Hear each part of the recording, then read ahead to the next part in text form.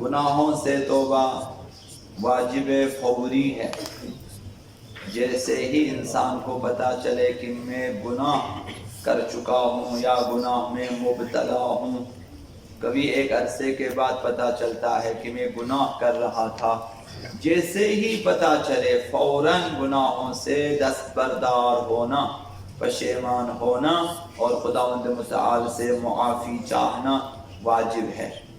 اور اس مقصد کے لیے کہ ہم توبہ کریں اور گناہوں کو ترک کریں، لازم ہے ہمارے اوپر، یہ بھی واجبات میں سے ہے کہ گناہوں کو پہچان لیں کہ کون کون سی چیزیں گناہ محسوب ہوتی ہیں تاکہ ہم انہیں ترک کریں۔ تو شریعت مقدسہ میں بہت ساری چیزیں جو بنی نوع بشر انجام دیتے ہیں گناہ ہیں، لیکن چیدہ چند باتیں آپ کی خدمت میں عرض ہوں گی۔ سب سے بڑا گناہ خداوند متعال کی نسبت شرک اختیار کرنا ہے، یہ سب سے بڑا گناہ ہے اور خداوند اسے ناقابل معافی گناہ فرماتا ہے۔ وَمَن يُشْرِكْ بِاللَّهِ، جو بھی خداوند متعال کے ساتھ کسی کو شریک قرار دیتا ہے، فقد حرم اللہ علیہ الجنہ، خداوند جنت کو اس پر حرام قرار دیتا ہے، کوئی مشرک جنت میں نہیں جا سکتا۔ مثلا وجود خدا کا انکار، یہ بھی شرک ہے کہ اگر کوئی شخص خدا نخواستہ اگر یہ عقیدہ رکھے یا انکار کرے خدا کے ہونے کے، کوئی خدا موجود نہیں ہے، یا وجود خدا میں شک کرے کہ نہ معلوم کوئی خدا، کوئی خالق و مالک ہے کہ نہیں، شک کی حالت میں رہنا بھی حرام ہے اور یہ بھی شرک میں شمار ہے۔ یا توحید ذاتی و صفاتی کا انکار کرے، یہ مثلا ہمیں جاننا چاہیے کہ خداوند متعال کی جو صفات ذاتی ہے وہ عین ذات ہیں اور ذات سے جدا کوئی صفات نہیں ہے۔ ہماری صفات اور ہماری ذات الگ الگ ہیں، ہم کبھی جاہل ہوتے ہیں پھر ہم عالم ہوتے ہیں، ہمارا علم اور ہے، ہماری ذات اور ہے، ہماری طاقت اور ہے اور ہماری ذات اور ہے، کبھی ہم کمزور ہوتے ہیں کبھی طاقتور ہو جاتے ہیں وغیرہ وغیرہ۔ جس طرح ہماری خداوند متعال کی جو صفات ذاتی ہے جیسے حیات ہیں تو علم ہیں وغیرہ وغیرہ، یہ تمام عین ذات ہیں، ان میں دوئیت نہیں ہے، یہ ہمیں جاننا چاہیے۔ بہرحال اپنی اپنی جو ہے استعداد کے مطابق دلائل ڈھونڈیں اور قائم کریں۔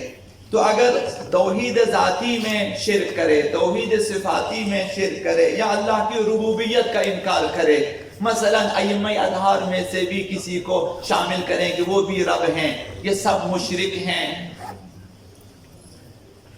تو ان پر جنت حرام ہے۔ یا کسی کی ذات کو اللہ کی ذات اور صفات میں شریک کر دے کہ مثلا دو خداؤں کا قائل ہو جائیں، تو یہ جو شرک ہے جس طرح سے بھی ہو یہ عظیم ترین گناہ ہے۔ ان الشرک لظلم عظیم، بہت بڑا ظلم ہے یہ اور ناقابل معافی۔ یہ شرک انسان کو ابدی ہلاکت میں مبتلا کر دیتا ہے، لہذا ان سے دور رہ۔ کبھی مزاح میں بھی اللہ کی ذات و صفات وغیرہ وغیرہ کے سلسلے میں کوئی ایسی بات نہیں کہنی چاہیے جس سے شرک کی بو آتی ہو۔ تو شرک کے کئی درجات ہیں، صرف مختصراً آپ کی خدمت میں عرض کروں گا۔ کبھی شرک ذاتی ہے، یعنی اللہ کو دو یا چند چیزوں سے مرکب سمجھیں، یہ شرک ذاتی ہے کہ ذات خدا میں بہت ساری چیزیں ہیں، مرکب سمجھیں، جس طرح ہم لوگ مرکب ہیں، ترکیب ہے، مختلف اجزاء سے مل کر بنے، خدا میں اجزاء نہیں ہے۔ یا یہ کہ چند خداؤں کا عقیدہ رکھیں، جیسے ثنوی یا جو آتش پرست ہم کہتے ہیں، یہ لوگ دو خداؤں کے قائل ہیں، خدائے خیر خدائے شر، مثلا یزدان اور اہریمن، یزدان خیر کا خدا، اہریمن برائیوں کا خدا، مثلا وہ لوگ دو مبدع کے قائل ہیں، تو یہ بھی ہمارے نزدیک شرک ہے۔ شرک صفاتی ہے ایک قسم، یعنی خدا کی صفات ذاتی کو ذات خدا سے جدا سمجھنا، جیسا کہ عرض کیا کہ خدا میں پہلے علم نہ تھا ابھی علم آ گیا ہے، پہلے خدا میں طاقت نہ تھی پھر خدا میں طاقت آ گئی، طاقت اور کہیں اور سے مثلا، یا خدا پہلے زندہ نہ تھا پھر خدا میں زندگی اور حیات، انہیں الگ الگ سمجھنا شرک ہے۔ یا توحید افعالی ہے، یعنی کائنات کی ہر چیز میں بعض چیزوں میں اللہ کے سوا کسی اور کو بھی مستقل مؤثر سمجھے۔ کائنات میں اگر کوئی چونٹی چلتی ہے اللہ کے اذن سے، اگر کوئی پتا ہلتا ہے وہ بھی اللہ کے اذن سے، مؤثر صرف اور صرف خداوند متعال ہے، نہ کوئی نبی نہ کوئی امام۔ یہ عقیدہ توحید افعالی ہے۔ ائمہ اگر کوئی کام انجام دیتے ہیں تو بھی باذن اللہ اور بحول و قوہ الہی انجام دے دیتے ہیں۔ تو یہ کائنات میں کوئی بھی چیز بغیر اذن الہی، بغیر حول و قوہ الہی کوئی بھی چیز حرکت نہیں کرتی ہے، کوئی اثر نہیں ہے۔ پانی میں اثر ہے، ہوا میں اثر ہے، زہر میں اگر اثر، جس طرح کا بھی اثر ہے وہ خدا متعال کی طرف سے ہے۔ تو لا مؤثر فی الوجود الا اللہ، یہ توحید افعالی ہے کہ ہم جو کچھ بھی کرتے ہیں خدا متعال کے اذن اور ارادے سے انجام دے دیتے ہیں۔ تو یہ توحید، لہذا اس میں اگر شرک کرے، کسی اور کوئی مؤثر سمجھے، جس طرح خداون رزق و روزی دے دیتا ہے، مثلا فلاں امام بھی یا فلاں ولی بھی مثلا دے، وہ بھی مؤثر سمجھے۔ مثلا تعویذ نویسوں کو ہم مؤثر سمجھے کہ یہ لوگ مثلا کائنات میں مؤثر ہیں، یہ کچھ بھی، اگر خداوند متعال کی اذن و اجازت نہ ہو کوئی کچھ بھی نہیں۔ اگر تعویذ میں اثر ہے وہ بھی خدا متعال کی طرف سے ہے، اگر گولی میں اثر ہے تب بھی خدا متعال کی طرف سے ہے۔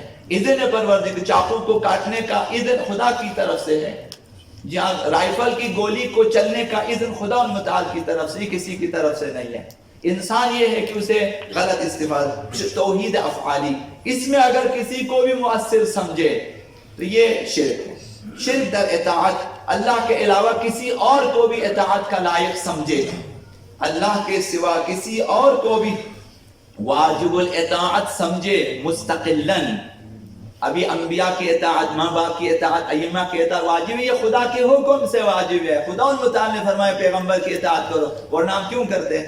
خداوند متعال نے فرمایا ہے کہ مجتہدین کی اطاعت کریں، ان کی پیروی کریں، یہ ارادہ الہی باذن الہی، ورنہ ہم کیوں ان کی اطاعت کرتے، کیوں ان کی اطاعت؟ ماں باپ کے ساتھ محبت بھی، اطاعت بھی خداوند متعال کی اذن۔ تو اطاعت مطلقہ خداوند متعال کے ہاتھ میں ہے، کسی کی اطاعت مطلقہ واجب نہیں ہے مگر یہ کہ جس کی اطاعت کا خداوند حکم دے۔ یہ چار، اور آخری توحید در عبادت، اس میں کوئی شرک کرے، عبادت کسی اور کو بھی لائق عبادت سمجھے، جس طرح بعض لوگ بتوں کی عبادت کرتے ہیں، بعض لوگ مثلا سورج کی پرستش، بعض لوگ آگ کی پرستش کرتے ہیں، یہ بھی شرک ہے۔ اللہ کے سوا کسی کی بھی عبادت حرام ہے،